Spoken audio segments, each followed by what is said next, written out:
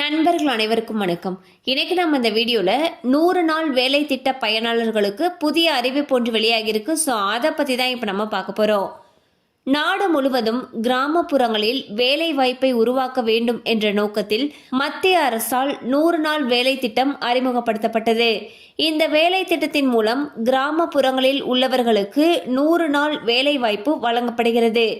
இது மகாத்மா காந்தி ஊரக வேலை வாய்ப்பு திட்டத்தின் மூலமாக தினசரி 319 ரூபாய் ஊதியம் வழங்கப்படுகிறது.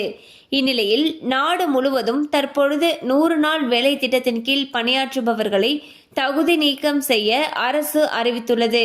அதன்படி மொத்தம் 23 லட்சம் பேர் நீக்கப்பட்டுள்ளனர்.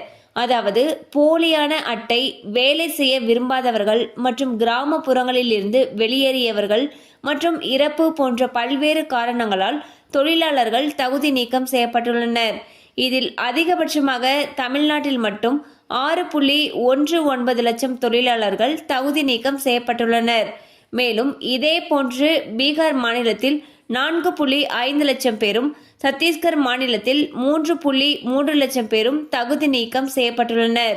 ஸோ பாத்தீங்கன்னா மத்திய அரசு கிராமப்புறங்கள்ல வேலை வாய்ப்பை உருவாக்கணுங்கிற காரணத்துக்காக 100 நாள் வேலை திட்டம் அப்படின்றத கொண்டு வந்தாங்க.